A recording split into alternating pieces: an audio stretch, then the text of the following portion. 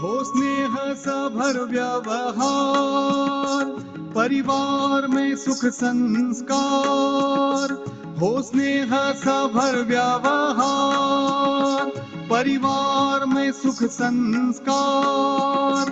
खुशियों की हो बौछार, हो शांति भरा संसार। तथास्तु, तथास्तु, तथास्तु, तथास्तु, तथास्तु। हो सद्गुणी संतान, माँ बाप का जो अभिमान। हो सद्गुणी संतान, माँ बाप का जो अभिमान। दे मान और सम्मान, कर्मों से बने महान। तथास्तु, तथास्तु, तथास्तु, तथास्तु, तथास्तु।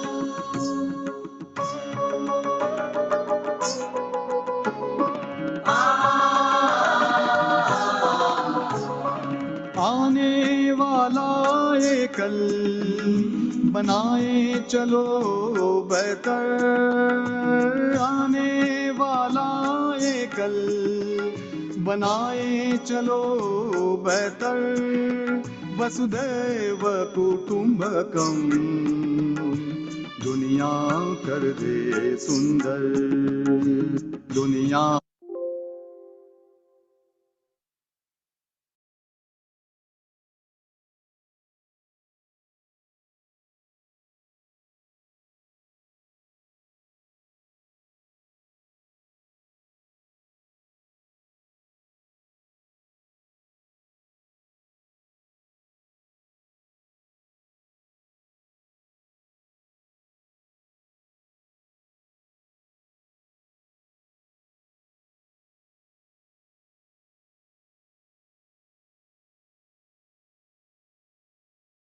कर दे सुंदर, दुनिया कर दे सुंदर।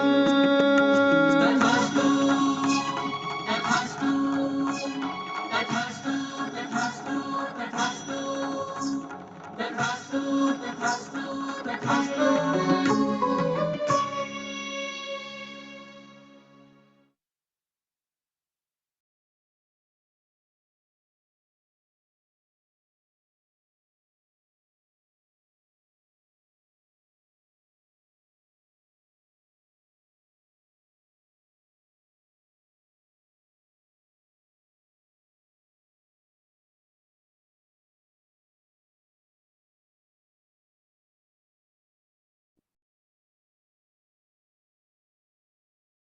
Yes, good evening everyone. आप सबका आज के ये तथास्तु के बीज शुद्धि वेबिनार में बहुत बहुत स्वागत है। हमारे साथ बहुत सारे पार्टिसिपेंट्स जुड़ चुके हैं, so it shows your eagerness of learning in this subject. So आप सबका बहुत बहुत स्वागत है। Yes, so Ankita, Richa, almost सारे जाने पहचाने नाम है क्योंकि आप सब तथास्तु फैमिली मेंबर्स हैं ऑलरेडी।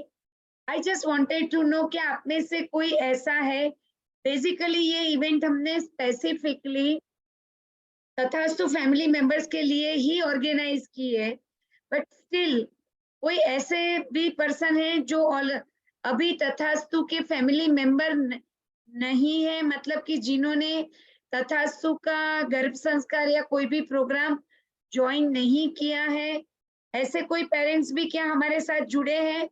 तो जस्ट चैट बॉक्स में मुझे बताइए। Okay, Sejal ben, okay, anyone else? Okay, Tanvi ji, Priya ji, Lakshmi ji, Varsha ji, okay, Priyanka ji, okay, Parul ji, okay, Hemangi, Ankita, okay. So आप सब शायद तथास्तु के लिए नए हैं, तथास्तु के बारे में। ओके, डॉक्टर संतोष जी भी अभी तथास्तु मेंबर्स नहीं हैं। बाकी ऑलमोस्ट जो इतने ह्यूज नंबर में अभी पार्टिसिपेंट्स हमारे साथ जुड़े हैं, तो बाकी के सारे पार्टिसिपेंट्स तथास्तु फैमिली के मेंबर्स हैं, राइट? तो जी आप लोग जो नए हैं उनको जस्ट एक में, ओके, काफी लोग हैं जो अभी तथास्तु के बारे में नहीं जानते हैं या मेरे बारे में नहीं जानते, तो एक जस्ट ब्रीफ इंट्रोडक्शन में आपके लिए दे देती हूँ।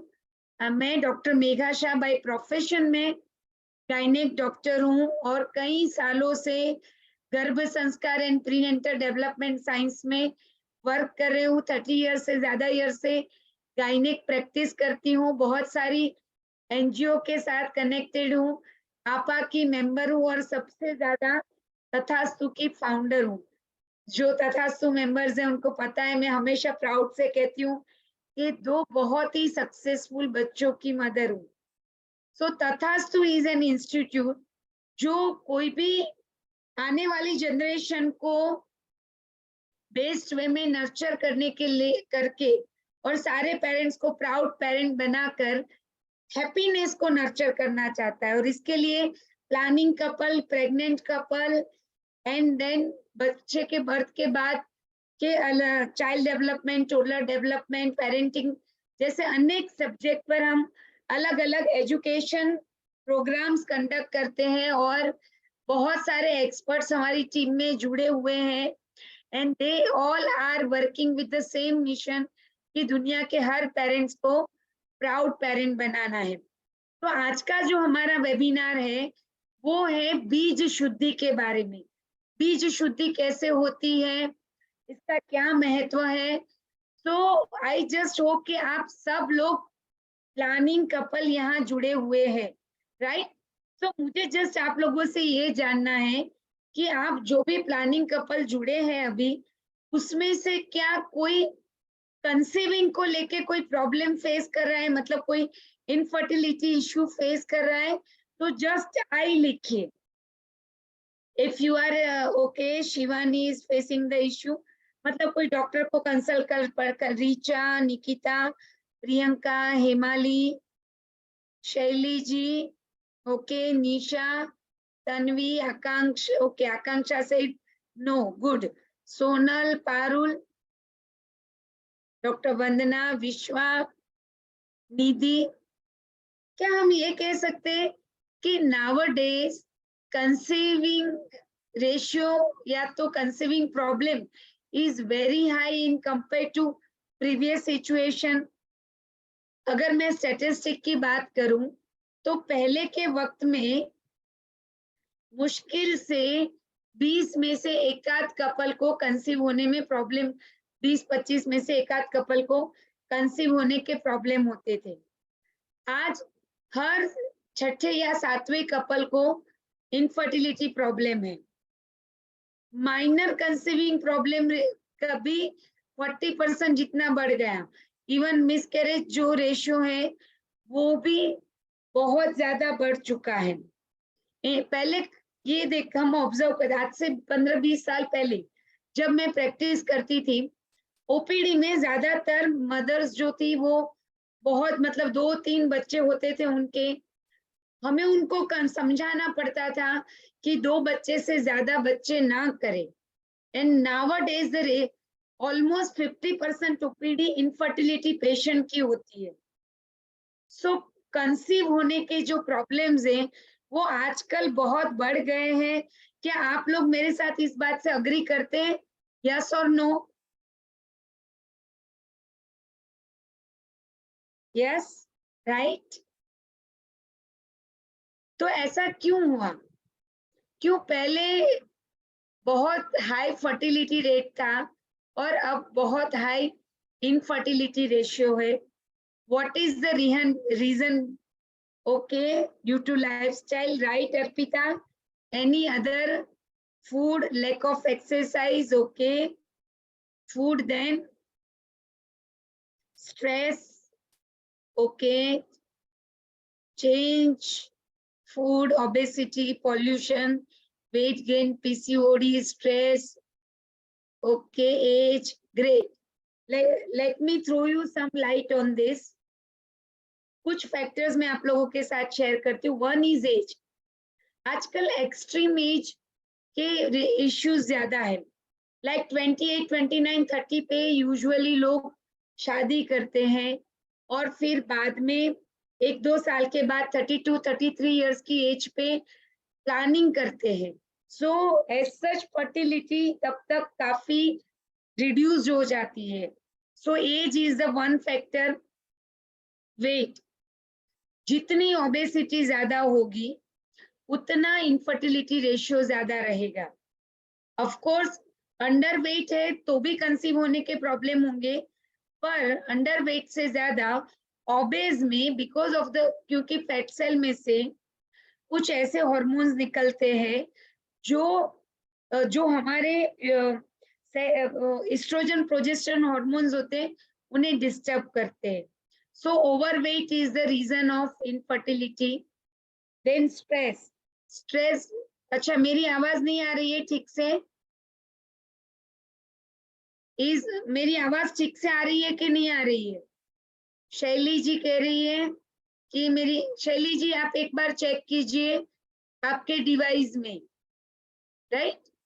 Now stress is the biggest role factor. आजकल लाइफस्टाइल इतनी स्ट्रेसफुल हो गई है, जॉब का स्ट्रेस है, फैमिली स्ट्रेस है, न्यूक्लियर फैमिली है, mother is working most of the time. अब जब भी हम स्ट्रेस लेते हैं, हमारे एमिगडाला में से, ब्रेन में एक एमिगडाला करके एरिया है, वहां से स्ट्रेस फैक्टर रिलीज होते हैं और वो स्ट्रेस हॉर्मोन्स जो हैं वो सारी ब्लड वेसल को कॉन्स्ट्रिक्ट कर देते हैं और उसकी वजह से जो न्यूट्रिशन मिलना चाहिए एग को बनने के लिए, स्पर्म को बनने के लिए, एंड अगर फर्टिलाइजेशन होता है तो एम्ब्रियो को ग्रो होने के लिए, वो नहीं मिल पाता है और उसकी वजह से good quality of egg and sperm नहीं बनते या तो एम्ब्रियो ग्रो नहीं हो पाता है। Nowadays stress जो है is one of the biggest cause of infertility. Next factor is lifestyle.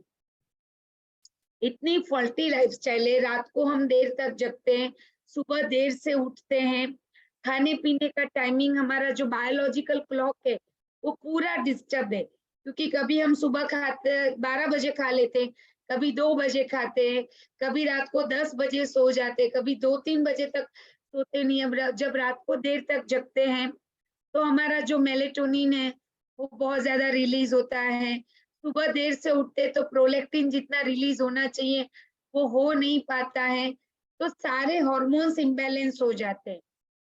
तो लाइफस्टाइल वो भी एक बहुत बड़ा फैक्टर है इनफर्टिलिटी के लिए। अब लाइफस्टाइल में फूड भी आ जाएगा, बिकॉज आजकल हम इतना हाई केमिकल फूड लेते हैं, जैसे कि जो भी हम रेडी टू ईट फूड लेते हैं, जो भी हम कोल्ड ड्रिंक्स लेते हैं, जो भी हम चाइनीज फूड लेते हैं, उस सब में बहुत सारे ऐसे प्रिजर्वेटिव केमिकल्स हैं जो हमारी फर्टिलिटी को डिक्रीज करते हैं। सो जितना भी हम जंक फूड लेते हैं, रेडी टू ईट फूड लेते हैं, ये हमारी फर्टिलिटी को एडवर्सली इफेक्ट करता है। Then nutrition, because of the RO water, B12 deficiency is very high, and with this there are so many nutrition deficiency like vitamin D3। अब हम लोग खेतों में नहीं, ऑफिस में काम करते, तो sunlight exposure is very less, तो उसकी वजह से D3 deficiency is very high. उसके अलावा भी अगर बिकॉज ऑफ स्ट्रेस बहुत सारे ऑक्सीडेंट्स क्रिएट होते हैं, तो उसके सामने अगर एंटीऑक्सीडेंट्स या विटामिन या minerals level is not proper, तो न्यूट्रिशन डेफिशिएंसी की वजह से भी इनफर्टिलिटी होती है। Then habits and addictions, smoking है, टोबैको च्यूइंग है, अल्कोहल कंजप्शन है, मेल या फीमेल कोई भी पार्टनर में ये होगा तो एग एंड स्पर्म की क्वालिटी रिड्यूस हो जाएगी या तो इम्प्रॉपर हो जाएगी। So any sort of addiction, same way mobile हम ज्यादा यूज करें, इंटरनेट हम ज्यादा यूज करें, तो उसके जो रेज हैं वो भी एग एंड स्पर्म की क्वालिटी को अल्टर करते हैं। तो हमारी ये सारी हैबिट्स एंड एडिक्शन इनफर्टिलिटी के लिए हमें ले जाती है। देन जॉब का जो प्रेशर है वो तो है, बट विद दैट अगर आप IT सेक्टर में काम करते, बहुत ज्यादा नेट से कनेक्टेड रहते हैं, या कोई ऐसी जगह पर आप काम करते जहाँ पे आपको बहुत गर्मी के साथ काम करना पड़ता है, तो भी स्पर्म की क्वालिटी जो है वो डिक्रीज हो जाती है, स्पर्म की मोटिलिटी रिड्यूस्ड हो जाती है। सेम वे कॉन्स्टेंटली बैठे रहने से, टाइट जीन्स पहनने से भी टेम्परेचर बढ़ता है बॉडी का और स्पर्म क्वालिटी जो है उसको इफेक्ट होता है। So warmness is the factor. Then कोई भी मेडिकेशन चल रही है, थायराइड मेडिकेशन है या तो anti depression sort of medication है, या कोई अदर इलनेस के लिए आपको कोई मेडिसिन चल रही है, तो वो भी फर्टिलिटी को इम्पैक्ट करती है। Any medical condition like hypothyroidism, diabetes, blood pressure, आजकल मैं देखती हूँ 20-20 साल के लड़कों को ब्लड प्रेशर होता है, तो ब्लड प्रेशर, डायबिटीज जैसी ऑल कंडीशंस जो है वो भी इनफर्टिलिटी की ओर हमें ले जाती है। So this are some factors. अब ये सारे फैक्टर्स को सॉल्व कैसे करें? सेजल, प्रॉब्लम हो सकता है बेटा, but you have to change the lifestyle, right? Even sometimes sexual dysfunction, यहाँ पे बहुत तरीके से मैं सेक्सुअल डिसफंक्शन को इंक्लूड कर सकती हूँ। One thing is because of the any anatomical problem, मतलब कोई part is not proper, but sometimes क्या होता है, इतना मेंटल स्ट्रेस होता है जिसकी वजह से सेक्सुअल डिसफंक्शन होता है। समटाइम्स रिलेशनशिप की फ्रीक्वेंसी प्रॉपर टाइमिंग्स पे मैनेज नहीं होती, जो फर्टिलिटी डेज होते, ओव्यूलेशन डेज होते, तब नहीं हो पाती है, because wife is working, husband is working, sometimes दोनों अलग अलग सिटी में है। तो ये सब चीजों की वजह से, फैक्टर्स की वजह से भी इनफर्टिलिटी बढ़ती है।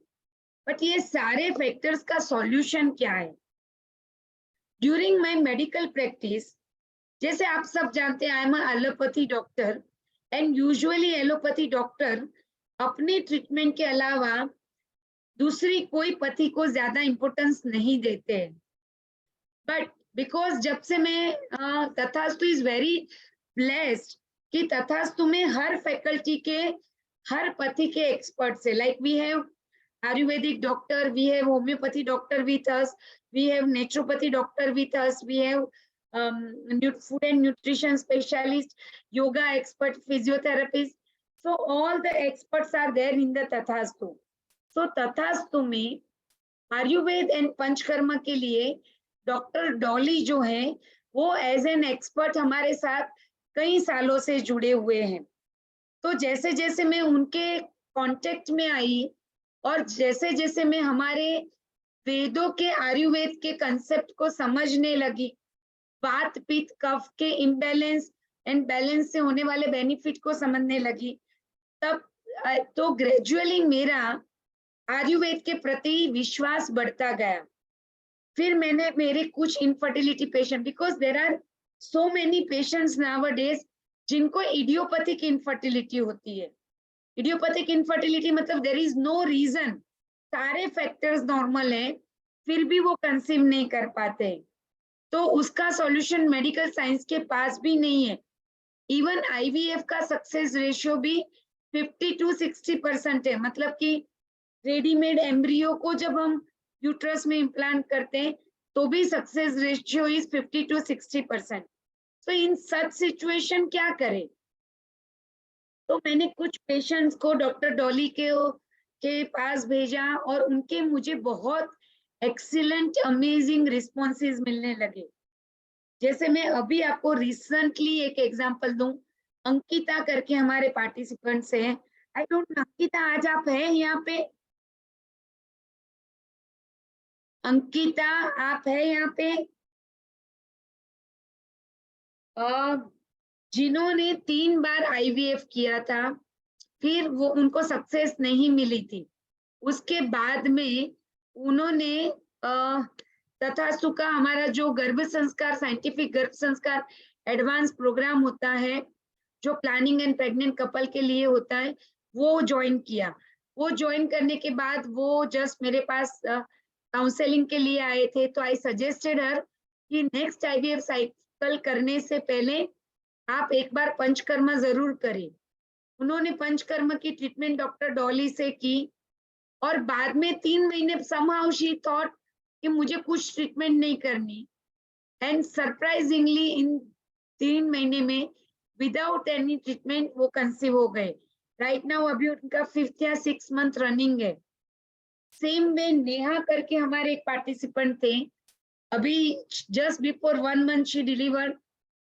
Same thing has happened with her also कि उनको भी कंसीव नहीं हो रहा था। गर्भ संस्कार प्रोग्राम के बाद वो पंचकर्मा के बारे में उन्होंने जाना, बीज शुद्धि के बारे में जाना, फिर उन्होंने डॉक्टर डॉली से पूरी ट्रीटमेंट ली एंड फिर विदाउट एनी ट्रीटमेंट वो कंसीव हो गए।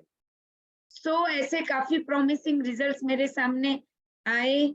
तो फिर मैंने रेगुलरली जिनको भी रूटीन ट्रीटमेंट से रिजल्ट नहीं मिलता था उनको डॉक्टर डॉली से कंसल्ट करवाया। और अच्छी बात यह है कि डॉक्टर डॉली पेशेंट को जज करके हमेशा गाइड करती है कि इनको पंचकर्मा से बेनिफिट होगा या नहीं होगा।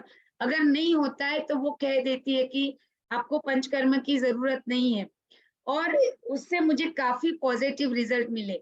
सो आई जस्ट थॉट कि हमारे बहुत सारे पार्टिसिपेंट हैं जो प्लानिंग में हैं और कुछ पार्टिसिपेंट हैं जिनको कंसीव होने के प्रॉब्लम्स हैं, दोनों के लिए panchakarma is very much beneficial.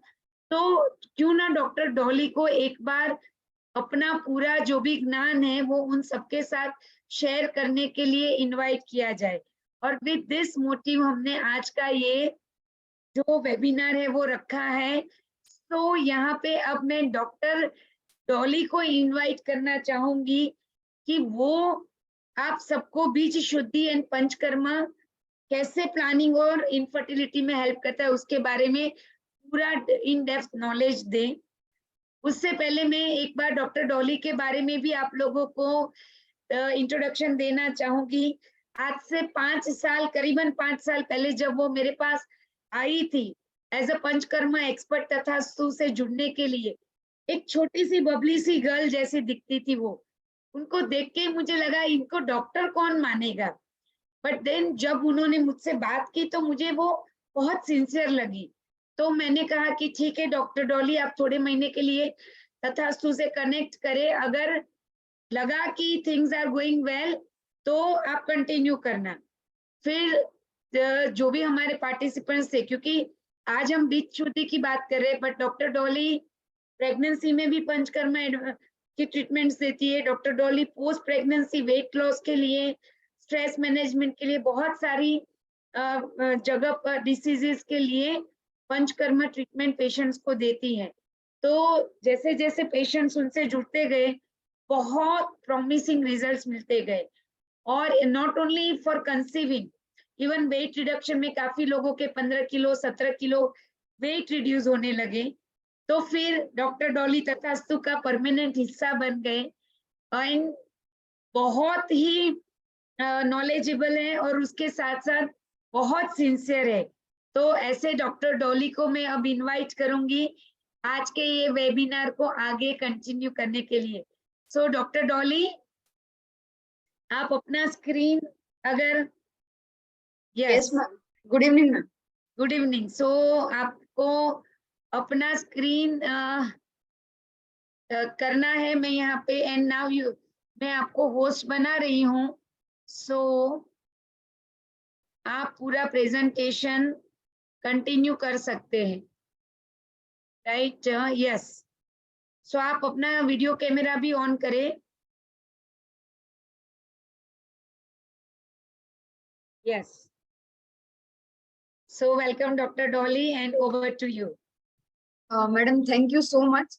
We are actually blessed being in Tathastu family, और आपके तरह हमारे मदर फिगर मिल जाए तो हमें क्या चाहिए। आप हमें इतना अच्छा से ट्रेन करते हो, इतना अच्छे से रखते हो, तथास्तु में हमें बहुत ही मजा आता है, बहुत काम करने में बहुत ही उत्साह रहता है। तो thank you so much ma'am. Thank you बेटा। मैं मेरा वीडियो ऑफ कर रही हूँ, video audio, so that you can continue.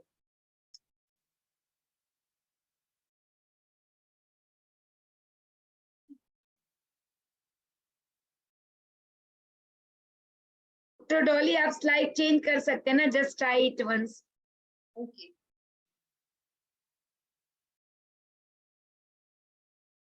Is it possible from your side? Yes ma'am, I am trying, just a minute. Slide जो है ये आप चेंज कर, आपको मैंने होस्ट बना दिया है। सो और एल्स आप मुझे बोलना, मैं शिफ्ट करती जाऊँ। Yes ma'am. आप मुझे नेक्स्ट बोलते रहना, I change it.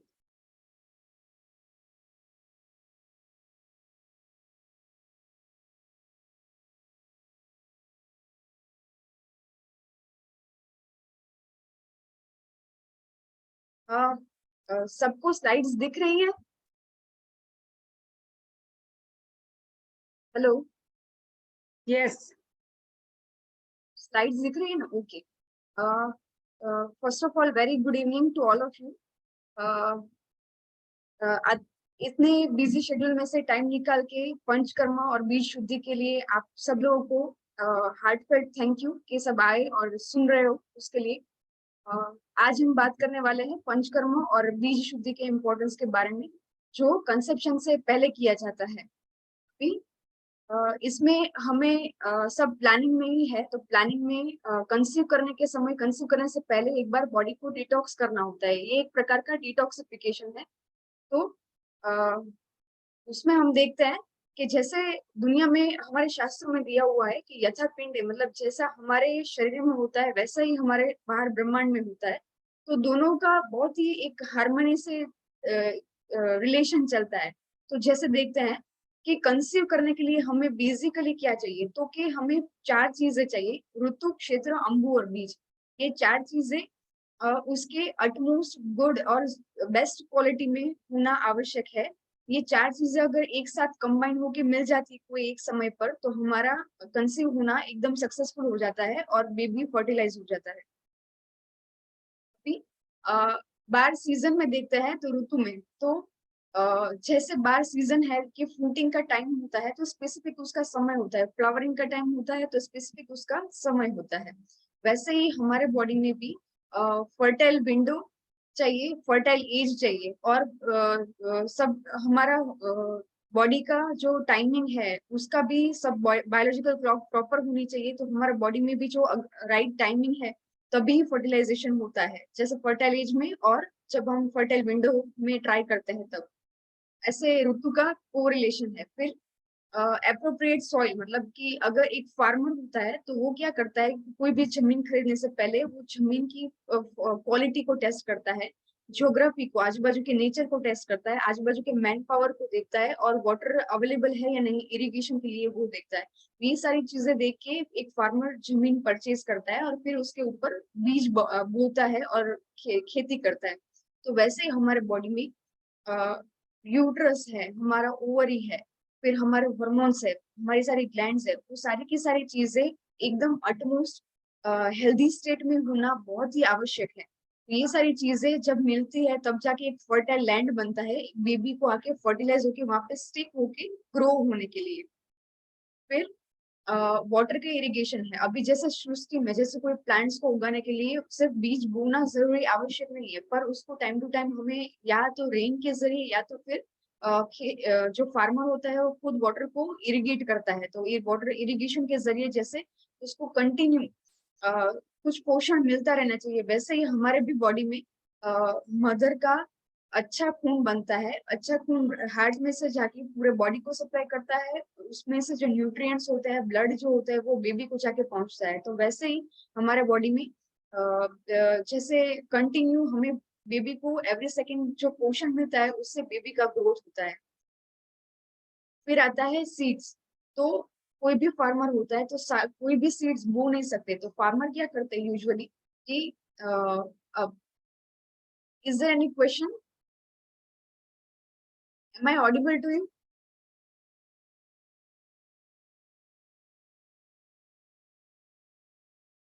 Anjali ji आपको कोई क्वेश्चन है? वैशाली जी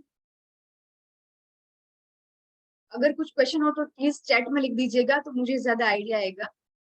अगर मेरी आवाज नहीं आ रही है तो भी चैट में लिख दीजिएगा। तो सीड्स के बारे में ये बताते हैं कि फार्मर्स क्या है कि सब कोई भी सीड्स नहीं बो देते हैं, सबसे बेस्ट वाला सीड्स चुनकर वो सारे सीड्स को बोते हैं, तब जाके खेती या कुछ नए बहुत अच्छे वाले क्रॉप्स को हार्वेस्ट कर सकते हैं हम। वैसे ही हमारे बॉडी में भी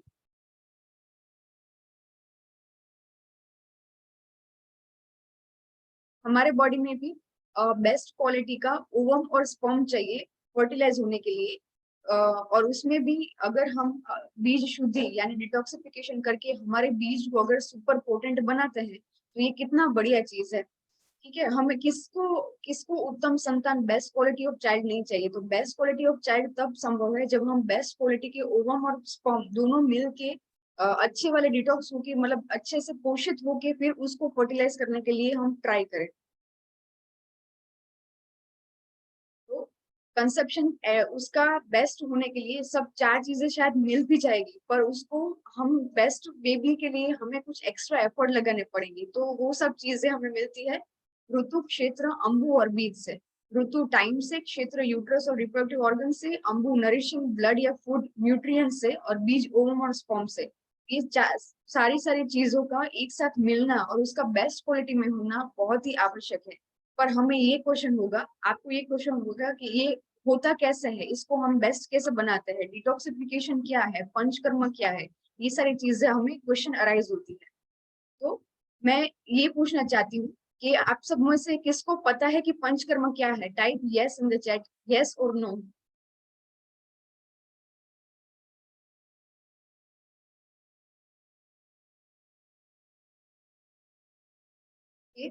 पारुल जी, मिलिंद, अंकिता, अनंता नहीं पता है, ओके। निधि पता है, ओके। पायल जी पता है, पुनीता जी पता है, अच्छा। तो इसी चीज के लिए आज हम मिले हैं कि पंचकर्म क्या है वो आज मैं समझाना चाहूंगी आप सबको। पंचकर्म बेसिकली एक हमारे शास्त्रों में, हमारे वेदों में एक डिटॉक्सिफिकेशन मेथड दी हुई है। उससे हमारे बॉडी का एवरी सेल्स का सबका शुद्धिकरण होता है। शुद्धिकरण अब कैसे होता है, तो ये फिजिकल शुद्धिकरण है, मेंटल शुद्धिकरण भी है, पर ये फिजिकल ज्यादा है। पूरे बॉडी में से हमारे बॉडी में कितने सारे टॉक्सिन्स होते हैं, तो टॉक्सिन्स के पॉल्यूशन हो गया, कुछ खराब खाना खा लिया, फिर खाने के ऊपर हमने खाना खा लिया तो एक आम बन जाता है, अनडाइजेस्टेड फूड मटेरियल जिसे बोलते हैं।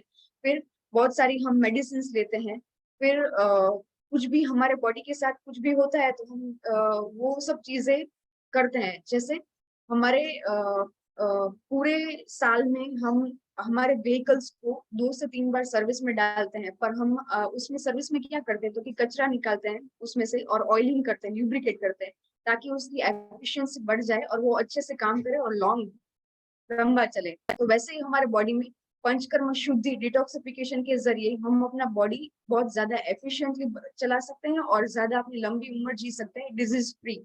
से कहते वो पंचकर्म है। पंचकर्म में क्या आता है, तो फिर पंच मतलब कि 5 और कर्म मतलब कि प्रोसीजर्स है। तो 5 आइडियल मेन 5 प्रोसीजर्स है, पर उसके अलावा भी बहुत सारी प्रोसीजर्स है कि जो पंचकर्म के अंदर इंक्लूड होती है।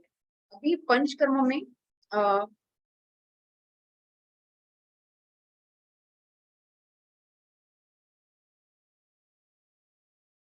पंचकर्म में 5 जो मेन प्रोसीजर्स है वो है वमन, विरेचन, बस्ती, नस्य और रक्त मोक्षण। ये 5 चीज है, और भी बहुत सारे प्रोसीजर्स है, पर पूरे बॉडी को जो डिटॉक्सिफाई करती है वो सिर्फ 2 ही प्रोसीजर्स है, एक वमन और एक विरेचन है। अभी सारे शरीर के कचरे को मैं स्टमक में लाके अगर मैं उल्टी के द्वारा निकालती हूँ तो उसे वमन बोलते हैं, और अगर मैं डायरिया के द्वारा निकालती हूँ तो उसे विरेचन बोलते हैं। तो ये हो गया वमन और विरेचन। ये 2 ही एक बड़ी चीज है कि जो पूरे बॉडी के सारे सेल्स को डिटॉक्सिफाई करती है। फिर आता है बस्ती। बस्ती होता है मेडिकेटेड एनेमा देना, और काढ़े की या फिर ऑयल, मेडिकेटेड ऑयल की बस्ती यानी कि एनेमा दिया जाता है। और जैसे पूरे ट्री में हम रूट्स में पानी डालते हैं और सारे प्लांट्स, सारे लीव्स को ऊपर तक सबको न्यूट्रिशन पहुंच जाता है, वैसे ही हमारे आयुर्वेद में हमारे शरीर में लार्ज इंटेस्टाइन है। अगर कुछ भी चीज हम लार्ज इंटेस्टाइन में डालेंगे तो वो एब्जॉर्ब होकर सारे शरीर को मिलेगी। तो वैसे ही बस्ती का कॉन्सेप्ट काम करता है। फिर नस्य क्या है, तो नस्य है कि कुछ भी मेडिकेटेड ऑयल, घी या फिर मेडिकेटेड पाउडर, कुछ भी मेडिसिन होता है उसको नॉस्ट्रल के जरिए अंदर डाला जाता है और पूरे सेंसरी ऑर्गन्स में और अपने ब्रेन में उसका फंक्शनिंग होता है, उसका काम होता है, तो उसे नस्य बोलते हैं। फिर आता है रक्त मोक्षण। अभी रक्त मतलब कि ब्लड है और मोक्षण उसको निकालना है। अभी हमारे शरीर में खराब खून अगर इकट्ठा हो गया है तो वो खून को बाहर निकालते हैं। अभी ब्लड जो है वो एक कनेक्टिव टिश्यू है। कनेक्टिव टिश्यू मतलब कि वो अपने सारे बॉडी के जितने भी सेल्स है सबसे वो कनेक्टेड है, सबको न्यूट्रिएंट्स पहुंचाता है, ऑक्सीजन पहुंचाता है और कार्बन डाइऑक्साइड लेता है और टॉक्सिन्स लेता है। उसके द्वारा पूरा बॉडी कनेक्ट रहता है। तो अगर कोई भी डिजीज ब्लड में है तो समझो कि पूरे बॉडी में फैली हुई है। अगर उसको हमें निकालना है तो हमें पुराना जो गंदा खून होगा उसे निकालना पड़ेगा और हमें नया खून बनाना पड़ेगा। वो आता है रक्त मोक्षण। और छोटे छोटे जैसे आपने सुना होगा कि शिरोधारा हो गया, फिर झानु बस्ती हो गया, फिर कटी बस्ती हो गया। तो ये सारी चीजें भी पंचकर्म में इंक्लूड हो जाती है। पर अपने अब ये 5 मेन प्रोसीजर्स है और उसमें भी सारे बॉडी को डिटॉक्स करती है। हमारे जो बीज शुद्धि में यूज होगी वो सिर्फ ये 2 चीज है, वमन और विरेचन है। फिर हमारी रियल हेल्थ कब अचीव होती है, तो हमें डिटॉक्सिफिकेशन और प्यूरिफिकेशन के जरिए, वो पंचकर्म के जरिए हम करते हैं। और उसमें 13 चीजें आती है हमारे बॉडी में जो हमारे बॉडी को बनाती है। उसमें वात, पित्त, कफ, 3 दोष है, 7 धातु है और 3 मल है। ये सारी चीजें अगर बैलेंस फॉर्म में, अगर प्यूरिफाइड फॉर्म में है और अगर बॉडी में ठीक तरह से काम करता है तो हमारी हेल्थ मेंटेन होती है। और ये डिटॉक्सिफिकेशन और प्यूरिफिकेशन कंप्लीट होने के बाद रसायन और वाजीकरण का काम होता है। रसायन और वाजीकरण क्या है, तो हमारे बॉडी में डिटॉक्सिफिकेशन होने के बाद हमारे बॉडी में वो, जैसे कुछ भी गायनेक डॉक्टर के पास आप जाते हो तो यूजुअली कभी कभी इकोस्प्रिन देते हैं। इकोस्प्रिन का काम क्या है कि अपने यूट्रस में हमें ब्लड ज्यादा पहुंचाता है। पर वैसे ही आयुर्वेद में रसायन कर्म है कि वो रस यानी रस का आयन मतलब कि ब्लड को पूरे बॉडी में अच्छे से सर्कुलेट करता है, ज्यादा अमाउंट में न्यूट्रिएंट्स पहुंचाता है और अच्छे से बॉडी में सप्लाई करता है ब्लड का। और वाजीकरण है वाजीकरण का मतलब कि कुछ फर्टिलिटी बूस्टर हर्ब्स आते हैं, जैसे शतावरी हो गया, अशोका, अश्वगंधा, कपिकचू, ये सारे मेडिसिन हो गए। तो शोधन होने के बाद दूसरे महीने में पोषण होता है। अभी 1 महीना शोधन चलता है कि पूरा बॉडी का डिटॉक्सिफिकेशन, और दूसरे महीने में हमने सेल को जो क्लीन कर दिया है वही सेल को हम स्ट्रॉन्ग या पोटेंट बनाते हैं। किसके जरिए? तो फर्टिलिटी बूस्टर मेडिसिन के जरिए हम उसको ज्यादा सेल्स को, ओवम और स्पर्म को ज्यादा स्ट्रॉन्ग बनाते हैं। उसके लिए फर्टिलिटी बूस्टर मेडिसिन जो है उसके द्वारा सारा हमारा शुक्र धातु को एनरिच करता है। वो प्रोसेस को बोलते हैं वाजीकरण। वो सिर्फ रसायन और वाजीकरण सिर्फ मेडिकेशन का ही काम है, पर जो हम बीज शुद्धि बात करते हैं वो डिटॉक्सिफिकेशन है। फिर हमारे बॉडी में पंचकर्म क्यों चाहिए, हमें ये क्वेश्चन होगा। तो हमें पंचकर्म 3 लोगों में होता है। जैसे किसी को अगर डिजीज हुई है तो डिजीज को मिटाने में पंचकर्म काम करता है। फिर कोई हेल्दी है तो उसकी हेल्थ मेंटेन करने में ईयर में 1 बार लोग पंचकर्म करवाते हैं। और वो भी अगर किसी को हेरिडिटी में डिजीज है कोई भी, जैसे डायबिटीज हो गया, थायराइड हो गया, बीपी हो गया, तो सारी डिजीज को अगर लाइफ टाइम ना आए उसके लिए साल में 1 बार लोग पंचकर्म करवाते हैं प्रिवेंटिव पर्पज से। तो हेल्दी में हो गया, फिर डिजीज में हो गया, डिजीज को मिटाने के लिए। और थर्ड है कभी हम कंसीव करते हैं उसके पहले जो करते हैं ना वो पंचकर्म होता है। तो वो कंसीव करने के पहले जो पंचकर्म करते हैं उसको बोलते हैं हम बीज शुद्धि, क्योंकि उसमें हमारे बीज की शुद्धि होती है, सारे सेल्स की क्लींजिंग होती है। पर हमारे लिए कंसीव करने के लिए ओवम और स्पर्म इम्पोर्टेंट है, इसलिए हम उसको बीज शुद्धि बोलते हैं। फिर ये सारा पंचकर्म हमें आइडियली क्या, ओवरऑल हम जनरल टर्म में बोले तो पूरा हमारा इनर एनवायरमेंट है उसको ठीक करने में मदद करता है। फिर सारा मेटाबॉलिज्म है उसको बैलेंस करने में मदद करता है। आइडियल लाइफस्टाइल और रूटीन कैसा होना चाहिए वो हमें बताता है। और हमारे बायोलॉजिकल क्लॉक, सबके बॉडी में बायोलॉजिकल क्लॉक होती है, उसको अपने रीसेट करने में हमें मदद करता है। और हमारी प्रकृति को बाहर की प्रकृति के साथ एकदम मिक्स होने में, हार्मोनियसली चलने में, कि हमारे कुछ भी अगर तकलीफ ना हो जाए, जैसे कुछ सर्दी ज्यादा पड़ गई तो हम बीमार पड़ गए, गर्मी ज्यादा पड़ गई तो फिर से बीमार हो गए, पर हमारे बॉडी को बाहर की प्रकृति के साथ एक्लिमेटाइज यानी कि सूट करने में, एक दूसरे को इन एंड आउट प्रकृति को बैलेंस करने में मदद करता है। फिर पंचकर्म आयुर्वेद का बहुत ही इंटीग्रल पार्ट है, मतलब ऑलमोस्ट सब जगह पे आयुर्वेद पंचकर्म एवरी सब्जेक्ट में होता है, सब में, ऑलमोस्ट सब में हम कर सकते हैं। सारी की सारी डिजीज में हम कर सकते हैं पंचकर्म।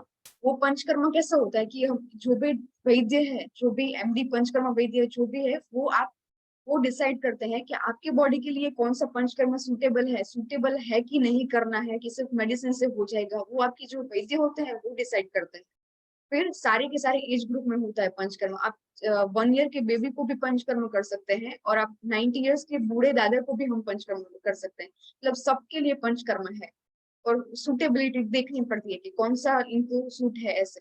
और सारी की सारी बॉडी की सिस्टम्स है उस पर वो वर्क करता है। फॉर एग्जाम्पल की सर्कुलेटरी सिस्टम ले लो, डाइजेस्टिव सिस्टम ले लो, नर्वस सिस्टम ले लो, रेस्पिरेटरी सिस्टम ले लो, कुछ भी सिस्टम ले लो, सबके लिए पंचकर्म। फिर अभी किसको पता है बीज शुद्धि? बीज शुद्धि हमने देखा कि कंसीव करने के पहले बीज शुद्धि कराया जाता है यूजुअली।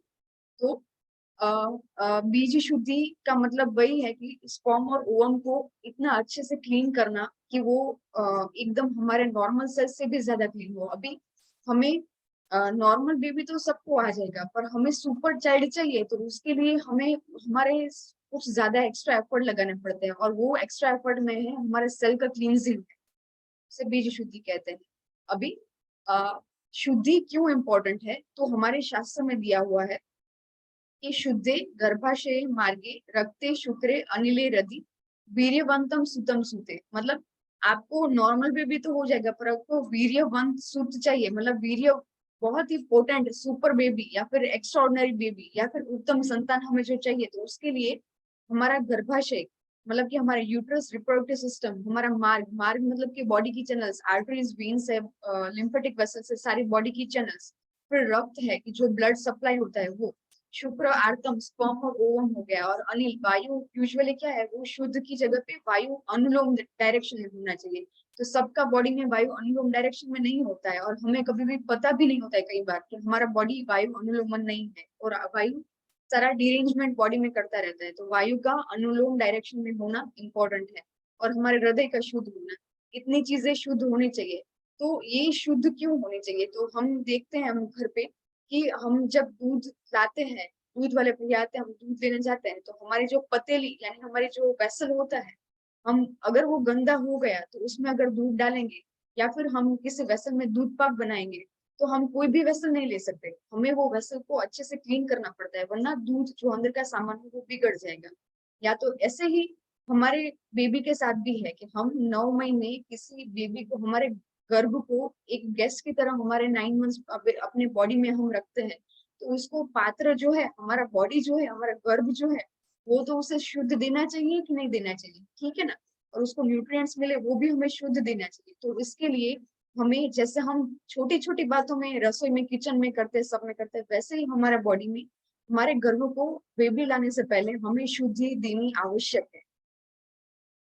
फिर हमें ये क्वेश्चन होता होगा कि हाउ इट इज डन, ये कैसे होता होगा? तो इसमें 3 स्टेजेस होते हैं। एक पूर्व कर्म है, प्रधान कर्म है और पश्चात कर्म है। ये एक्चुअली 1 मंथ का पूरा कोर्स होता है।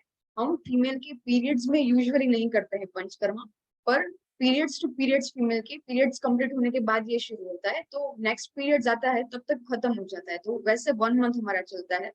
उसमें 3 स्टेजेस होते हैं। एक होता है पूर्व कर्म। पूर्व कर्म में क्या करते हैं कि स्नेहन और स्वेदन। स्नेहन मतलब क्या? बॉडी में ऑयलिंग करना, ल्यूब्रिकेशन करना। तो ल्यूब्रिकेशन करने से क्या होता है कि हमारा जो भी 1 या 2 अगर डायरिया या वोमिटिंग होती है, तो हमारा बॉडी इतना एकदम ढीला पड़ जाता है। क्यों? क्योंकि 2 चीजें होती है, एक तो डिहाइड्रेशन, वाटर लॉस होता है, और दूसरा आयरन लॉस होता है, मतलब मिनरल लॉस होता है।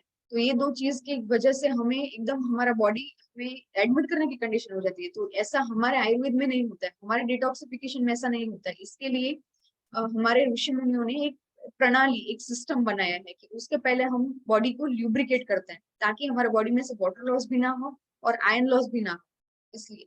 और स्वेदन करते हैं, मतलब फॉर एग्जाम्पल कि हमें दाल जमीन पे गिरी हुई है और वो सूख गई, तो उस दाल को निकालने के लिए मुझे कपड़ा चाहिए, पानी चाहिए होगा, और अगर मैं गर्म पानी डाल के, कुछ चिकाश वाला हुआ फॉर एग्जाम्पल, चिकना हुआ, तो गर्म पानी डालेंगे और उसको अच्छे से कपड़े से क्लीन करेंगे, तो वो कितना अच्छे से क्लीन हो जाता है। वैसे ही हमारे बॉडी में स्वेदन और स्नेहन का काम है कि वो गर्म पानी है और वो कपड़े के पानी के जरिए उसको निकालने में मदद करता है। तो स्नेहन करने के बाद सिर्फ टॉक्सिन्स जो होते हैं वही निकलते हैं, हमारे बॉडी का अच्छा भाग नहीं निकलता है। फिर आता है प्रधान कर्म, जो कि डिटॉक्सिफिकेशन है।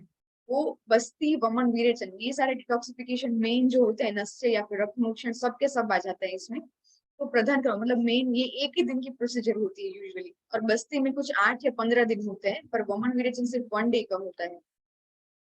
फिर पश्चात कर्म है। तो सब शुद्धि हुई होगी तो आपका शरीर एकदम छोटे बच्चे की तरह इतना बहुत ही सुपर क्लीन हो जाता है। आप जन्म के समय जैसा आपका बॉडी लाए होते हो, वैसे ही एकदम नीट एंड क्लीन आपका बॉडी हो जाता है वमन या विरेचन के कंप्लीशन के दिन पे। तो जन्मे हुए बच्चे को हम इमीडिएटली दाल भात, दाल चावल सब्जी रोटी नहीं खिलाते हैं।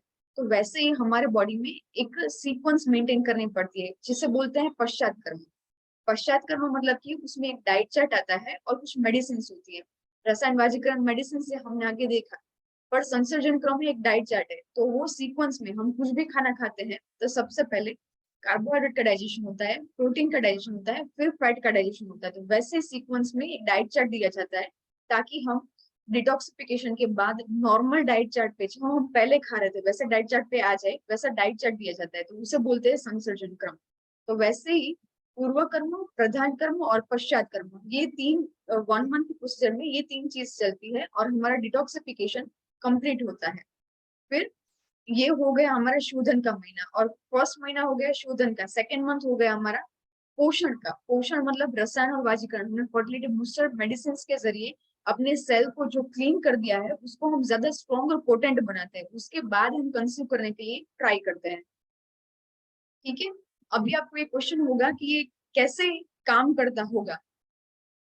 तो उसमें ऐसा है कि ये हमारे डेली लाइफ में अफेक्ट करता है, कि वो सारे सेल्स को क्लींस कर देता है, सारे चैनल्स, कैपिलरीज को, सिस्टम को, सब ऑर्गन्स को, ऊपर से नीचे तक 7 लेयर्स ऑफ द स्किन तक, मतलब पूरा बॉडी हमारा कवर हो जाता है, सारे के सारे सेल्स को क्लीन करता है। हमारे बॉडी में हार्मोन्स के, एंजाइम्स के जितने भी फ्लो होते हैं, जितने भी सिक्रेशंस होते हैं, वो सब पहले से स्टार्टिंग से फ्लो होते हैं। हमारे पुराने जितनी भी फुटप्रिंट्स है वो सारी निकल जाती है, मिट जाती है, ठीक है। और हम जन्म के समय लाए हैं, वैसा हमारा बॉडी एकदम neat and clean from the हमारा नया बर्थ जैसा हुआ हो वैसा हो गया होता है, ठीक है। फिर किसी को अगर डिजीज होती है तो पंचकर्म के बाद डिजीज को कम करने वाली मेडिसिन देते हैं, और अगर हेल्दी होता है तो रसायन और वाजीकरण करते हैं, मतलब इतना अच्छे से डिटॉक्सिफिकेशन काम करता है। फिर अभी हमने देखा कि कंसीव कब करना है पंचकर्म करने के बाद, तो मैंने जैसे बताया वैसे कि पहला महीना होता है पोषण का, सॉरी शोधन का। तो शोधन में डिटॉक्सिफिकेशन हमने किया, बीज शुद्धि हमने किया। फिर दूसरा महीना होता है पोषण का, तो उसमें हम सेल्स को पोटेंट बनाते हैं, और थर्ड मंथ में हम कंसीव करने की ट्राई करते हैं। और हमारे तथास्तु के रिकॉर्ड्स के प्रमाण, उसके रिकॉर्ड के हिसाब से हमारे यहाँ पे तथास्तु में फर्टिलिटी की सक्सेस रेशियो बहुत ही अच्छा है। हम जितने भी फर्टाइल कपल होते हैं उनको हम जब बोलते हैं कि अभी आप कंसीव करने की ट्राई करो, तो हमारे 100 में से 70 to 80% कपल्स को इमीडिएटली कंसीव हो जाता है। इतना अच्छा हमारा सक्सेस रेशियो है ऐसे। तो और यूजुअली कैसा होता है कि स्पर्म और ओवम को बनने में, ऑलमोस्ट मैच्योर होने में, बने तो हमारे पड़े पर मैच्योर होने में 3 मंथ्स लग जाते हैं। तो थर्ड मंथ को अगर हम जब ट्राई करते हैं तो वही क्लीन हमारा ओवम स्ट्रॉन्ग पोटेंट हुआ ओवम और स्पर्म मिल की कंसीव करते हैं। तो 2 महीने छोड़ के थर्ड मंथ से ट्राई कर सकते हैं हम कंसीव करने के लिए। वैसे सेकेंड मंथ कर सकते हैं, पर इट इज ऑलवेज एडवाइजेबल कि थर्ड मंथ से करना चाहिए। अभी कई बार अभी ये हो गया फर्टिलिटी में, अभी इनफर्टिलिटी अगर किसी को है तो आयुर्वेद के हिसाब से कुछ ऐसे रीजंस है उसकी वजह से हमारे बॉडी में यूजुअली कंसीव नहीं हो पाते हैं। तो उसमें आयुर्वेद ने कुछ डिविजन्स लगा के रखे हैं। फॉर एग्जाम्पल की स्रोतोरोध, मतलब कि चैनल्स या चैनल्स में कहीं पे ब्लॉकेज है। फॉर एग्जाम्पल हो गया कि ट्यूबल ब्लॉकेज है, फाइब्रॉइड्स है, पॉलिप्स है, सिस्ट है, कुछ भी ब्लॉकेज हो गया तो उसकी वजह से भी इनफर्टिलिटी होती है। तो उसमें भी ट्यूबल ब्लॉकेज है, सिस्ट है, उन सब में भी काम करता है। फिर अति प्रवृत्ति या हीन प्रवृत्ति, मतलब सिक्रेशन की बात कर रहे हैं कि अगर पीसीओडी है तो कुछ हार्मोन इम्बेलेंस है, तो एएमएच है तो सपोज के एंटी मुलेरियन हार्मोन है तो वो कम रिलीज हो रहा है, कम है, या फिर प्रोलैक्टिन है वो ज्यादा अमाउंट में है, या ऐसी कुछ चीजें होती है जिसकी वजह से कम या ज्यादा फ्लो की वजह से हम कंसीव नहीं कर पाते हैं। फिर आता है विकृत प्रवृत्ति, मतलब जो नॉर्मल वर्क करना चाहिए वो नहीं करता है, पर उसकी जगह पे कुछ अलग से ही वर्क करता है, तो उसमें भी कुछ डिजीज आती है। तो उन सब चीजों की वजह से हमें कंसीव करने में दिक्कत होती है, ठीक है। और कुछ ऐसे डिजीज है जैसे ओबेसिटी हो गया, तो उसमें 5 से 10 किलो अगर हम कम करते हैं तो भी हमें कंसीव इजीली हो जाता है। फिर हाइपोथायरॉयडिज्म है, हाइपरटेंशन है, या फिर अंडर नरिशमेंट है, तो वो सारी चीजों में कंसीव होने में बहुत ही दिक्कत होता है। और कुछ डाइजेस्टिव इश्यूज होते हैं, कभी कभी मैंने तो ये भी देखा हुआ है कि सिर्फ प्रॉपर डाइजेशन नहीं होता है ना तो भी कंसीव, अगर डाइजेशन उसका सुधार दिया तो उसका बॉडी का वात पित्त कफ दोष को बैलेंस कर देते हैं तो इजीली कंसीव हो जाता है, नेचुरली कंसीव हो जाता है विदाउट एनी मेडिसिन। ऐसा भी हमने केसेस देखे हैं।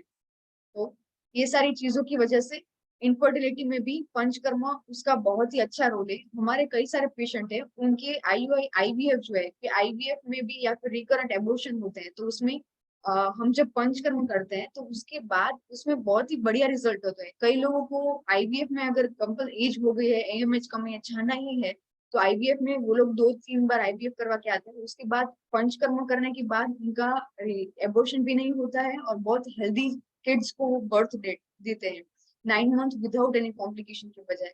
और इसकी वजह से क्या होता है कि हमारा एक प्रकार का डाइजेशन इंप्रूव हो गया, हमारा इंटेस्टाइन में से एब्जॉर्प्शन इंप्रूव हो गया, हमारा अच्छा खून बनने लगा, हमारे बॉडी के सारे ऑर्गन्स को सप्लीमेंट होने लगा, सारे ऑर्गन्स अच्छे से सिक्रीट करने लगे, अपना काम अच्छे से करने लगे। तो एक मदर की बॉडी को 9 मंथ में भी बेनिफिट्स बहुत होते हैं, और प्लस हमारे बेबी को एवरी सेकेंड जो हमारे शरीर से ब्लड जाता है तो वो भी एकदम अच्छी क्वालिटी का, बेस्ट क्वालिटी का, 70% जाता है तो 95% उसको न्यूट्रिएंट्स मिलते हैं बेबी को। इतना हमारा शुद्धि का, बीज शुद्धि का इतना इम्पोर्टेंस है। बीज शुद्धि के बाद इतने सारे बेबी को भी बेनिफिट्स है, मदर को भी बेनिफिट्स है, और डिलीवरी के बाद भी, डिलीवरी में, ड्यूरिंग डिलीवरी 9 मंथ्स में भी कई बार डायबिटीज आ जाता है, थायराइड आ जाता है, तो कई बार बहुत सारे कॉम्प्लिकेशंस को भी हम टाल सकते हैं। तो इतने अच्छे बॉडी में चेंजेस होते हैं, हमारा मेटाबॉलिज्म इतना अच्छा, बायोलॉजिकल क्लॉक इतना अच्छा सेट हो जाता है, उसकी वजह से हमारे बॉडी में बहुत सारे बेनिफिट्स देखने को मिलते हैं बीज शुद्धि से। ओके, तो मैं अब ये पूछना चाहूंगी कि मैंने इसमें इतना जो भी बताया, वो अगर आपको कुछ भी समझ में ना आया हो या फिर आपको कुछ क्वेश्चंस हो, तो प्लीज आप मुझे पूछिएगा।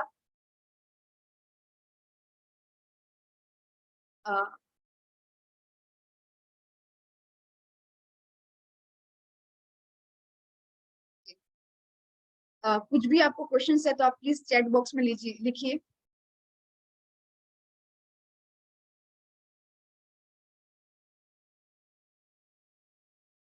हाँ, अभी पंचकर्मा पंचकर्मा जो है वो ऑनलाइन और ऑफलाइन दोनों तरीके से हम तथास्तु में से प्रोवाइड करते हैं। ऑनलाइन में आप कर सकते हैं हम पंचकर्मा, सब आपको इसमें पूरे महीने की जो प्रोसीजर होती है वो घर पे ही करनी होती है। उसमें सारे स्टेप्स होते हैं, वो हर एक स्टेप्स एक के बाद एक समझाए जाते हैं, और मेडिसिन प्रोवाइड की जाती है, और उसके बाद हम कंसीव करने के लिए पूरा गाइडेंस मिल जाता है, डाइट चार्ट मिल जाता है। सब भी हम ऑनलाइन भी कर सकते हैं और ऑफलाइन भी कर सकते हैं। ओके, अभी एक क्वेश्चन है कि पंचकर्मा दोनों को करवाना चाहिए या एक को। तो मेरा आपको क्वेश्चन है कि आपको 50% बेबी क्लीन चाहिए, अच्छा चाहिए, उत्तम संतान चाहिए, या फिर आपको 100% उत्तम संतान चाहिए? क्योंकि स्पर्म और ओवम दोनों के मिलने के बाद हमारा बॉडी में बेबी फर्टिलाइज होता है, ओवरीज हम जो बेबी आता है, तो स्पर्म और ओवम दोनों का शुद्ध होना अगर इम्पोर्टेंट होगा ही ना, तो अगर दोनों शुद्ध होंगे तो ही हमारा बेबी अच्छी क्वालिटी का हो सकेगा। ऐसे हाँ, ये अंजलि जी का क्वेश्चन है कि मेल इनफर्टिलिटी में काम करता है। तो जी, ये इनफर्टिलिटी में भी मेल की भी इनफर्टिलिटी निकालने में काम करता है, उसमें भी बहुत सारी रिजल्ट सक्सेसफुल मिलते हैं हमें, और ये इतनी बड़ी बात नहीं होती ऐसे। अभी AMH है कि माय AMH लेवल इज, हाँ, कंसीव होने की कितनी, हाँ, पायल जी, आपको आपके गायनेकोलॉजिस्ट ने बताया ही होगा, डॉक्टर ने, कि अभी आपका अगर 1 से ऊपर है तो अभी नेचुरली तो आप ट्राई कर सकते हो। ज्यादा आपको मेघा मैम लाइट करेंगी इस टॉपिक के बारे में। हाँ, जैसे मेघा मैम ने बताया कि अनएक्सपेक्टेड अनएक्सप्लेन्ड इनफर्टिलिटी है, तो सब रिपोर्ट्स नॉर्मल आते हैं, तो उसमें क्या होता है कि वात पित्त कफ का इम्बेलेंस होता है, धातुओं का दूषित होते है। और आयुर्वेद के मुताबिक क्या है कि जो वात पित्त कफ है वो रिपोर्ट्स में नहीं आते, तो हम आपको समझा नहीं पाते, पर हम आपको रिजल्ट श्योरली दे सकते हैं कि वात पित्त कफ अगर बॉडी में नॉर्मल कर देते हैं तो अनएक्सप्लेन्ड इनफर्टिलिटी, जो कि आज बहुत ज्यादा बढ़ रही है, तो उसको हम कंट्रोल कर सकते हैं। आप अपनी सिटी में गीत वरुण जी का क्वेश्चन है कि अपनी सिटी में, हाँ, आपकी सिटी में आपके घर पे ही पंचकर्म हो सकता है। अगर ऑफलाइन करवाना चाहते हो तो एक बार आप मुझे मिलके भी करवा सकते हो। पंचकर्मा ऑफलाइन भी अवेलेबल है, उसके लिए भी आपको 2 या 3 दिन के लिए पंचकर्मा सेंटर में आना होता है, ऐसे ऑफलाइन करवा सकते हो। हाँ, जॉब के साथ पॉसिबल है, ये एक क्वेश्चन है, तो 100% पॉसिबल है, आप जॉब कर सकते हो। आपके बाजू वाले को भी पता नहीं होगा कि आप पंचकर्मा कर रहे हो, इतना आप अच्छे से जॉब करते करते भी कर सकते हो। इसमें ना ही कोई भूखा रहना है, ना ही कोई वीकनेस आती है, ना ही आपको छुट्टी लेनी होती है, मतलब आप उसके साथ भी कर सकते हो। मैडम, आप क्वेश्चंस देखिएगा। यस, मैं देखती जा रही हूँ, and the way you are answering, so मैं बीच में इंटरप्ट नहीं कर रही हूँ, बिकॉज ऑलमोस्ट काफी प्रॉपर तरीके से आंसर हो रहे हैं आपके में। अभी अब यहाँ पे मैं आप सबको एक बहुत गुड न्यूज देना चाहती हूँ। देखो, आप में से काफी लोगों ने पूछा कि फीस क्या है, मुझे फायदा होगा कि नहीं। नेचुरली देखो, पंचकर्मा सबके लिए अलग अलग है, और सबको अलग अलग तरीके से करवाना है, और सबके फायदे भी अलग अलग है। मतलब किसी को ज्यादा हो सकता है, किसी को कम हो सकता है, तो इसमें 1+1 2 का रूल अप्लाई नहीं हो सकता। यस, PCOD से लेके एवरी इनफर्टिलिटी कंडीशन में मैंने देखा है कि पंचकर्मा से बेनिफिट होता है, but what we can do is कि आप एक बार डॉक्टर डॉली से कंसल्टेशन लो, उसके बाद में शी विल सजेस्ट यू कि आपको पंचकर्मा करवाना चाहिए या नहीं करवाना चाहिए, और करवाना है तो कौन सी प्रोसेस में, मतलब वमन में जाना है, विरेचन करना है, क्या करना है, वो भी वो आपको सजेस्ट करेगी। आपकी जो भी मेडिकल हिस्ट्री है, प्रॉब्लम है, उसमें आपको बेनिफिट करेगा नहीं करेगा, एवरीथिंग कस्टमाइज वे में वो आपको सजेस्ट करेगी। पर इसके लिए एक बार 1-to-1 डॉक्टर डॉली से अगर आप कंसल्ट करोगे, वो आपसे आपका एग्जामिनेशन, आपकी प्रकृति असेस करके करेगी, तो वो ज्यादा अच्छे से आपको कनेक्ट कर पाएगी, आपको गाइड कर पाएगी। तो कितने लोगों को लगता है कि यस पायल जी 1.28 AMH में नेचुरली कंसीव हो सकता है, अगर एक की क्वालिटी अच्छी बनती है, क्योंकि AMH इज वेरी फ्लक्चुएबल एंड बहुत कई बार मैंने 0.7 0.8 AMH में भी लोगों को नेचुरली कंसीव होते हुए देखा है, तो it is not an issue.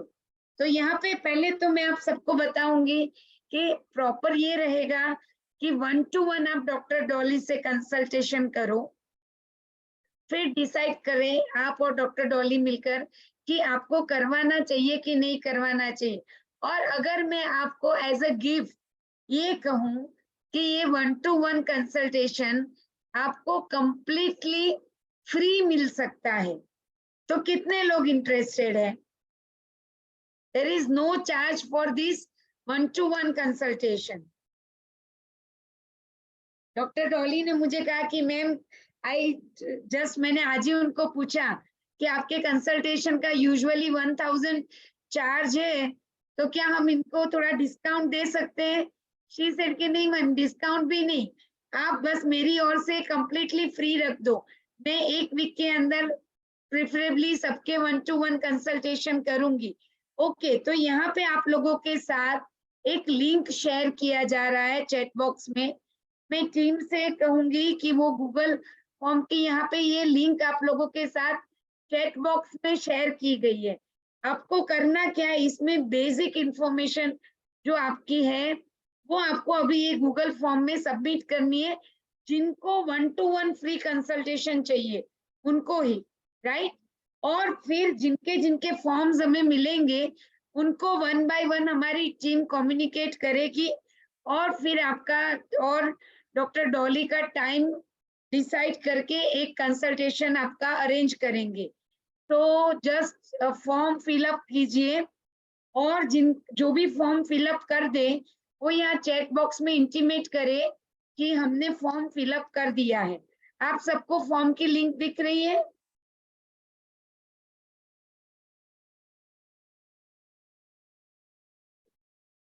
मितिक्षा ji, definitely मितिक्षा जी, आपका क्वेश्चन है कि कोई प्रॉब्लम नहीं है तो क्या हमें पंचकर्मा कर सकते हैं? डेफिनेटली, क्योंकि it is not only for infertility, उत्तम बीज बनाने के लिए है। तो उत्तम संतान के लिए जो उत्तम बीज बनाने चाहिए, एग एंड स्पर्म, उसके लिए पंचकर्मा आपको हेल्प करेगा। ओके, तो स्वाति जी ने फॉर्म डन कर दिया है, ऋचा जी ने फॉर्म भरा है, प्रियंका फिर से लिंक शेयर कर रहे हैं, आप फॉर्म फिलअप कीजिए।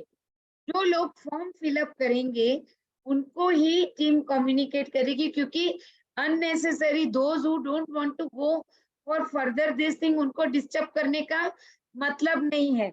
ओके, शिवानी ने फॉर्म सबमिट कर दिया है, सोनल, निकिता, ओके, गीता वरुण बेंगलोर, ओके, आपने भी फॉर्म भर, बिकॉज देखो ऑफलाइन ऑनलाइन दोनों तरीके से पंचकर्मा डॉक्टर डॉली करवाते हैं, और कुछ लोगों को नहीं भी जरूरत होती है तो उनको वो सिर्फ डाइट काउंसलिंग देते हैं, तो आपके कंसल्टेशन के बाद ही पता चलेगा। And I am really appreciating कि मैंने उनको रिक्वेस्ट की थी कि 1000 का आपका जो कंसल्टेशन है उसे हम 500 में दे सकते हैं क्या आज? तो शी सेड कि नहीं मैम, हमारे तथास्तु के 80 मोस्ट ऑफ द पार्टिसिपेंट हमारे तथास्तु के ही है, तो हम उनको फ्री ही दे देते हैं. So I really feeling grateful for that. Yes, so okay. दूसरे आपके क्वेश्चन भी आप शेयर कर सकते हैं. एंड मीनवाइल जो भी कंसल्टेशन लेना चाहते हैं और अभी तक फॉर्म नहीं भरा तो जस्ट लिंक पे जाकर फॉर्म फिलअप कर दीजिए. And if you have any further query तो यहाँ पे शेयर भी कर सकते हैं. नहीं मितिक्षा, आपने अपना किया है ना, तो कंसल्टेशन के वक्त आप और हस्बैंड दोनों रहना. सबको मैं कहूंगी कि आपका टीम आपको कम्युनिकेट करेगी, तो टाइम आप लो तो ऐसा टाइम लेना जब आप और हस्बैंड वाइफ दोनों कंसल्टेशन अटेंड कर सको. बिकॉज अभी डॉक्टर डॉली ने बताया कि 50% उत्तम बच्चा चाहिए कि 100%, राइट? नो तन्वी, कोई भी लैब रिपोर्ट की अभी जरूरत नहीं है. अगर डॉक्टर डॉली को लगा तो वो आपको रिपोर्ट करवाएगी. M I right doctor Dolly? आप म्यूट है doctor Dolly. Yes ma'am, it is absolutely right.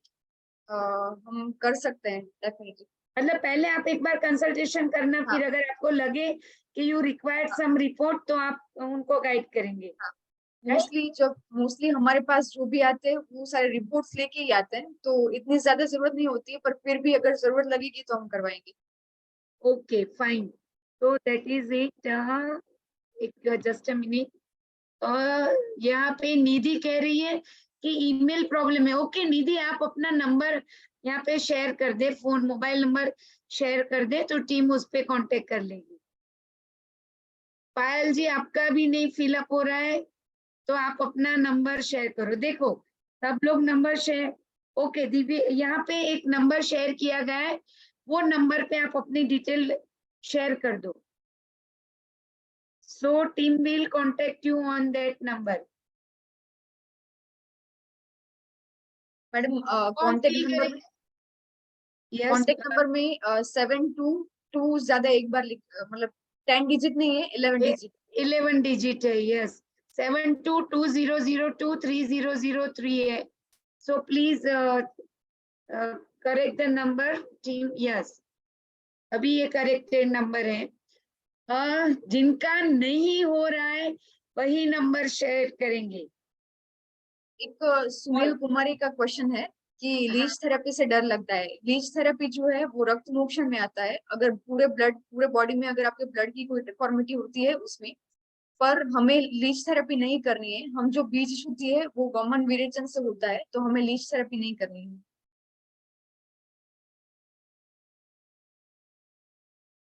Richa, आपको एक डॉक्टर ने आईयूआई का बोला, एक ने आईयूआई नहीं करना ऐसा बोला है. तो यस रीचा, आप एक काम करना कि आप नहीं, कंसल्टेशन की फीस नहीं है. बाद में मुझे जहां तक पता है कि अराउंड अप्रोक्स 14 से लेके 17,000 के बीच में होती है पूरे पंचकर्म की फीस. डिपेंड्स ऑन द आपको कौन सा पंचकर्म करवाना है. और उसमें तथास्तु पार्टी, जो तथास्तु के फैमिली मेंबर होंगे, उनको करीबन 2500 से 3000 का उनकी मेंबरशिप के हिसाब से डिस्काउंट मिलता है. Am I right doctor Dolly? Yes ma'am. मतलब ये जो पूरी ट्रीटमेंट होती है, डिपेंड्स ऑन योर ट्रीटमेंट, आपको कौन सी करवानी जरूरी है उसके हिसाब से इसका चार्जेस 14,000 से लेके 17,000 के बीच में होता है. और जो तथास्तु के ऑलरेडी फैमिली मेंबर्स है, मतलब जो गर्भ संस्कार या कोई किसी तरह से तथास्तु से जुड़े हुए हैं, उनको कुछ 2500 से लेके 3000 जितना डिस्काउंट होता है. डिपेंड्स ऑन कि आपकी कौन सी मेंबरशिप है.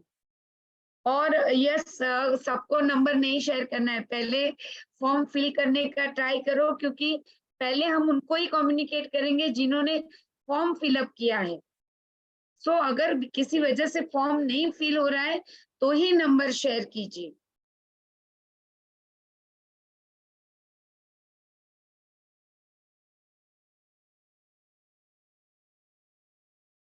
आकांक्षा जी का क्वेश्चन है, प्रेगनेंसी है और पित्त होता है तो acidity is very common during pregnancy. Doctor Dolly, आप पित्त प्रकृति के लिए उनको कुछ सजेस्ट कर सकते हैं? जी मैडम, कुछ होम रेमेडीज है जो आपके किचन से ही निकलती है, वो आप ट्राई कर सकते हो। एक गुलकंद वाला दूध आता है, तो वो आप यूजुअली पीना रखिए सुबह को या फिर रात को सोते समय।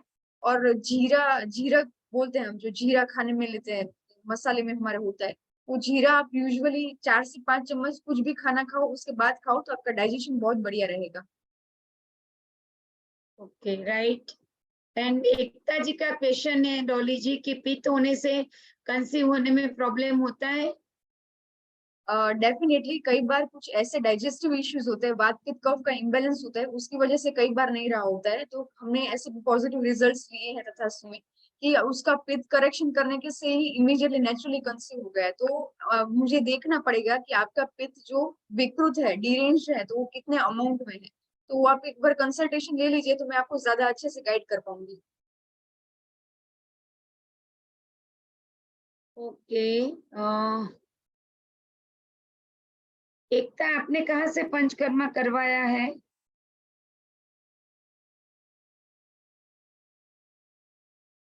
Okay, if you want you can take consultation.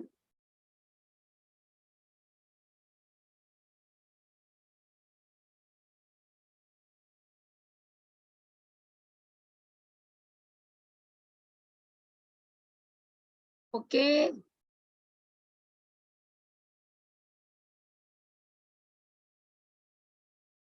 Priyanka, आप प्लानिंग 3 महीने के बाद कर सकते हो। जो आपका लो प्लाजेंटा और ब्लीडिंग था उसमें तो शायद पंचकर्मा आपको ज्यादा बेनिफिशियल ना रहे, पर यस, डिटॉक्सिफिकेशन और बेबी ग्रोथ अच्छा हो और बीज अच्छे से बने उसके लिए तो डेफिनेटली पंचकर्मा आपको यूजफुल रह सकता है। बट आई वुड सजेस्ट कि आप एक कंसल्टेशन ले लो, because already it is free now. तो उसके बाद में लेट डॉक्टर डॉली डिसाइड कि आपको वो बेनिफिशियल रहेगा कि नहीं, बिकॉज वो ज्यादा अच्छे से आपको गाइड कर पाएगी। सावी जी इज आस्किंग कि पीसीओडी में अजवाइन जीरा का पानी ले सकते? डेफिनेटली ले सकते हैं।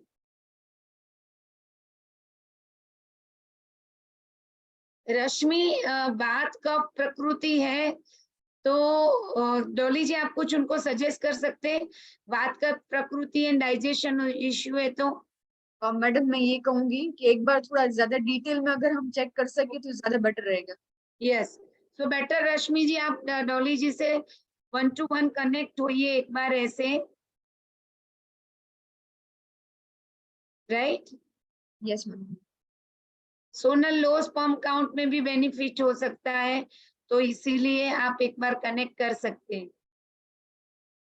निकिता, सारे रिपोर्ट नॉर्मल है और कंसीव नहीं हो रहे हैं तो उसे इडियोपैथिक इनफर्टिलिटी कहते हैं, एंड उसमें डेफिनेटली पंचकर्मा हेल्पफुल है।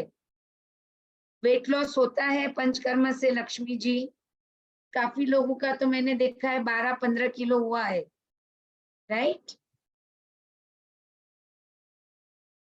ओव्यूलेशन के लिए आप ओव्यूलेशन की मेडिसिन ले सकते हैं, बहुत सारी अलग अलग तरह की आती है। वेट ज्यादा है तो वेट रिड्यूस कर सकते हैं।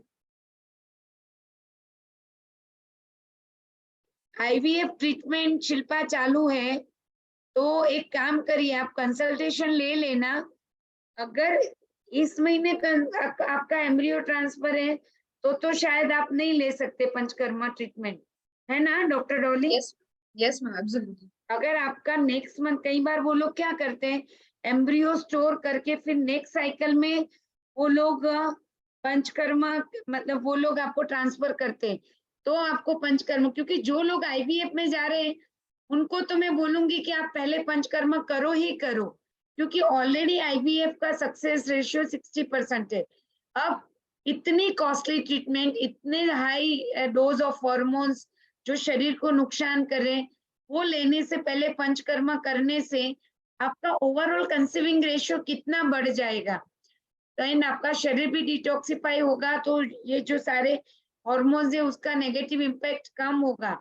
तो जो लोग आईवीएफ कर रहे हैं उनको तो डेफिनेटली पहले एक बार पंचकर्म करा लेना चाहिए, ऐसा मैं सजेस्ट करती हूँ। आईवीएफ के रिजल्ट, आईवीएफ में भी बहुत अच्छे रिजल्ट्स मिलते हैं हमें।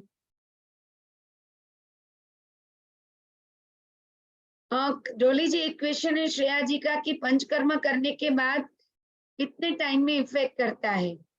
पंचकर्म तो जिस दिन आपकी डिटॉक्सिफिकेशन होती है उसी दिन से इफेक्ट करना चालू कर देता है, पर जैसे मैंने बताया कि इमीडिएटली आपका बॉडी एकदम डेलिकेट कंडीशन में होता है तो हम उस महीने में कंसीव नहीं करते, फिर ट्राई करते हैं कंसीव करने के लिए, पर इफेक्ट तो from the day of detoxification से शुरू हो जाता है। राइट। सो शिल्पा, आप भी अगर अभी सिर्फ लेप्रोस्कोपी हुआ है तो एक बार आप कंसल्ट कर लो, उसके बाद में आप डिसाइड कर सकते हैं मिलके, आप दोनों, आप और डॉक्टर डॉली मिलके। निकिता जी कह रहे हैं डॉक्टर डॉली कि आज उनके पीरियड का 7th डे है, तो कब से पंचकर्म करवा सकते हैं? मैडम यूजुअली कैसा होता है कि हम अगर स्पोर्टिंग 4th डे को होता है तो 5वें दिन से शुरू करते हैं, 5वें दिन स्पोर्टिंग होता है तो 6ठे दिन से एज अर्ली एज पॉसिबल हम शुरू करते हैं। तो 7th डे है तो आप अर्ली कंसल्टेशन लेके आप 8th और 9th डे से शुरू कर सकते हो, या फिर बीच में भी शुरू कर सकते हो, पर सेट करनी पड़ेगी साइकिल ऐसे। तो निकिता जी का कंसल्टेशन थोड़ा जल्दी ले सकते जल्दी लेना हैं, पड़ेगा। हाँ। एक तो इफेक्ट कितने महीने रहता है वो डिपेंड करता है ना, आप कितनी देखो हमने क्लीन तो किया, फिर कितना गंदा कर रहे, वो भी तो इफेक्ट करेगा ना। Yes, अगर ma'am. आप जंक फूड ज्यादा लोगे, ज्यादा स्ट्रेसफुल लाइफ रहेगी, रेगुलर लाइफ रहेगी, तो कम इफेक्ट रहेगा, अदरवाइज ये लंबे अरसे तक रहेगा। एक साइज 15 है तो वो 20 से लेके 22 होनी जरूरी है, उतने उस तरीके से मेडिकल ट्रीटमेंट लेना जरूरी है।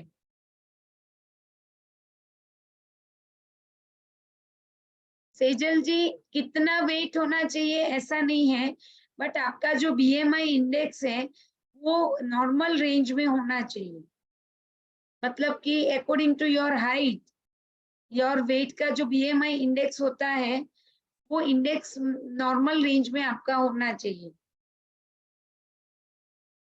प्रेगनेंसी में पंचकर्म नहीं, रचना जी पूछ रहे हैं डॉली जी प्रेगनेंसी में पंचकर्म करवा सकते हैं, आप उसके ऊपर गाइड करेंगे?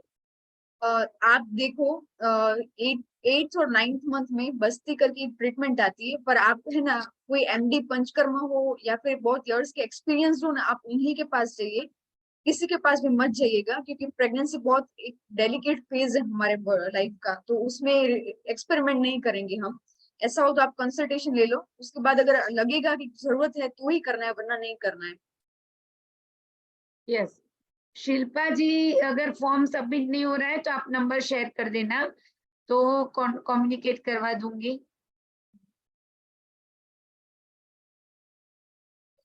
सेकंड जुलाई से पीरियड डेट है, अभी कंसल्टेशन लो, आफ्टर पीरियड शुरू करना चाहिए मेरे हिसाब से वर्षा जी, बट स्टिल कंसल्टेशन के बाद डॉक्टर डॉली आपको ज्यादा सजेस्ट कर पाएंगे। वेट गेन में हेल्पफुल होता है डॉक्टर डॉली पंचकर्मा? जी मैम, वेट गेन कर सकते हैं, वेट लूज करने से थोड़ा टफ है कंडीशन, पर हम ट्राई डेफिनेटली कर सकते हैं, वो हाँ, अच्छा रहता है, उसका रिजल्ट भी अच्छा है। हाँ, बट लाइक जितना इजीली वेट लूज होता है उतना गेन इजीली इजीली जल्दी नहीं होता है। नहीं। वैशाली, अप्रैल में अगर आपने कंसीव किया है तो उनको कब से मतलब अप्रैल में पंचकर्म किया है तो डॉक्टर डॉली कब से कंसीव कर सकते हैं? वैशाली बेन मेरे जो कलीग है उनके बेस्ट फ्रेंड की वाइफ है, तो उन लोगों ने मेरा लिया था, तो वैशाली बेन को रूमेटॉइड आर्थराइटिस की प्रॉब्लम थी, तो मैं ऐसा कहूंगी वैशाली बेन, हम तो कांटेक्ट में है ही, पर आपका आर ए कम्प्लीटली निकल जाए उसके बाद आप ट्राई करो, क्योंकि फिर रूमेटॉइड आर्थराइटिस की कंडीशन के साथ 9 मंथ्स प्रेगनेंसी निकालने में हमें दिक्कत होगी, तो एक बार आपका आर ए कंट्रोल में आ जाए उसके बाद करेंगे कुछ भी। कितने दिन का होता है panchakarma? Vaishnavi is asking.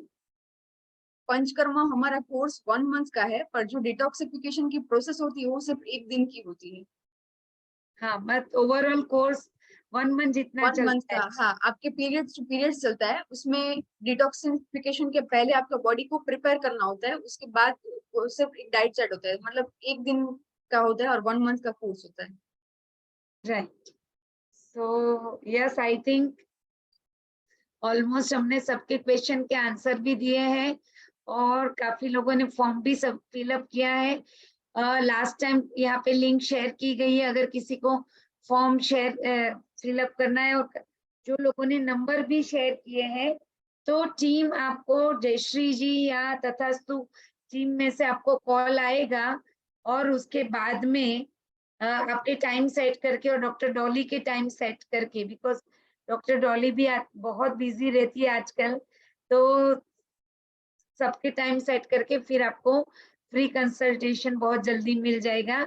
And then आगे आपको कंटिन्यू करना है, नहीं करना है, या आपको करना चाहिए या नहीं करना चाहिए, ये सब आप मिलकर डिसाइड कर सकते हैं। So thank you so much everyone for connecting with us.